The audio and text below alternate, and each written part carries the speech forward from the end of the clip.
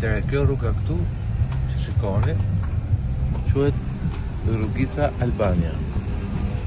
Tani kërkuam mos ka në një tabel, nuk e gjetëm, por ama në Google Maps ekziston në këtë emër.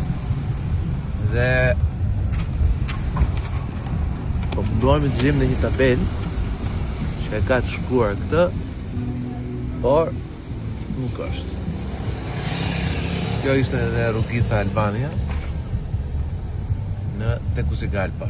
Një rrugicë shumë e shkurtër, rreth 70-80 metra, në barrio në lagjet më të këqija të qytetit. Tani, cila është e vërteta? Siç u thash, kërkova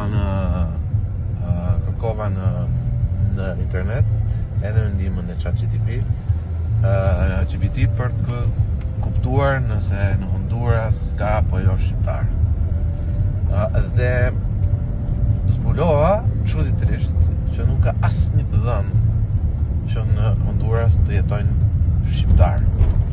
Tani, pas vendosjes së marrëdhënieve, pra pasi Honduras i ka njohur Kosovën, kanë filluar të shfaqen disa sinjale cilat flasin për rritjen e bashkëpunimit dhe të investimeve reciproke. Çka do të thotë që ndoshta këtu ka ndonjë shqiptar të vjetër me origjinë nga Kosova, që ka dhe sens, pasi ata kanë pasur mundësi të emigrojnë me pasaportën e Jugosllavisë, por në regjistrin zyrtar të Hondurasit nuk ekziston asnjë pakicë shqiptare, pra etnike shqiptare. Kërkova shumë edhe në regjistrin kombëtar të Hondurasit, ndërkohë që shikoni janë pamjet që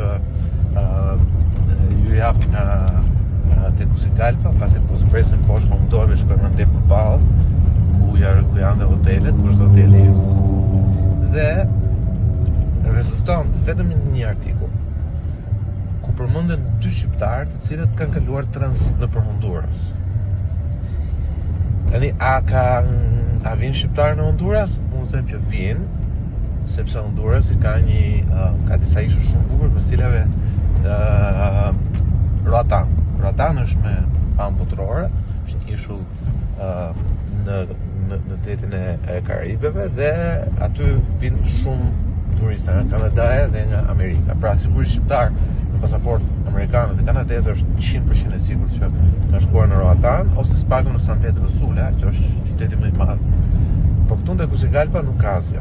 Dhe këtu lind pyetja tjetër, çfarë lidhje ka Albania me Honduras? Çuditërisht, në një provincë të Hondurasit, të quajtur Colchuteka, ekziston një fshat. Pra në Colchuteka, një fshat me emrin Albania. Por, prap pasi kërkova, nuk ka asnjë gjë që ta lidhi me Shqipërinë. Ajo që zbulova gjithashtu është që ka edhe fshatra apo qytete të vogla në Amerikën Latine, në vende si Kolumbia apo Peruja, ku ekzistojnë qyteza të vogla me emrin Albania. Çfarë do thotë kjo? Nuk e di. Por ditë them që këtu në Tegucigalpa, rrugica Albania, sipas analizës time dhe përfundimit tim, nuk ka lidhje me Shqipërinë, po ka lidhje pikërisht me këtë fshat qytet të vogël në provincën Colchuteka të Hondurasit.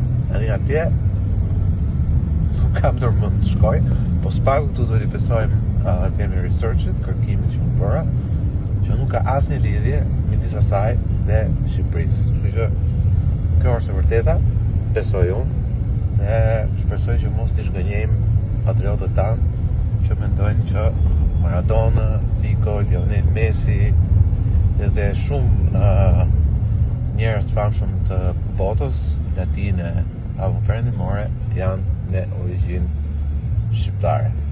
Në kaq, përshëndetje nga Tegucigalpa.